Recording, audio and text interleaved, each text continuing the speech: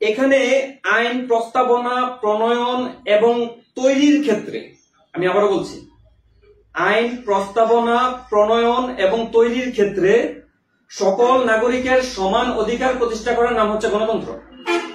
এখানে আপনি কোন নাগরিককে কম, কোন নাগরিককে বেশি এমন দিতে পারবেন না। একজন বড় বুজুর্গ আলেম তিনি মতামত যেমন দিতে পারবেন, একজন যে জাহেল, যে কিছুই জানে না, কোরআন হাদিসের কিছুই জানে না, সেও সমান অধিকার রাখে মতামত দিতে।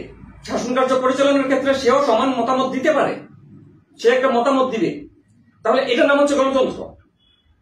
ভালো করে লক্ষ্য করুন, গণতন্ত্রে কিন্তু আইন তৈরির অধিকার রয়েছে। তাহলে আপনি নিজেকে মুমিন দাবি করলেন, আপনি মুসলিম হলেন, তাওহীদের উপর বিশ্বাস করলেন, তাওহীদ প্রতিষ্ঠা করতে চাচ্ছেন সমাজে, কিন্তু আপনি নিজেকে আইন তৈরি করতে পারবেন? কখনোই না। কারণ আপনাকে অবশ্যই আল্লাহর আইন মেনে, আল্লাহর আইন দ্বারাই শাসন কার্য পরিচালনা করতে হবে। অর্থাৎ ইসলামে আমরা এটাই বুঝতে পারি, কোন মুসলিম কখনোই তার জীবন এবং রাষ্ট্র ব্যবস্থা পরিচালনার ক্ষেত্রে কখনোই নিজের মন মতো বা নিজের নফসের চাহিদা অনুযায়ী সে আইন তৈরি করতে পারে না।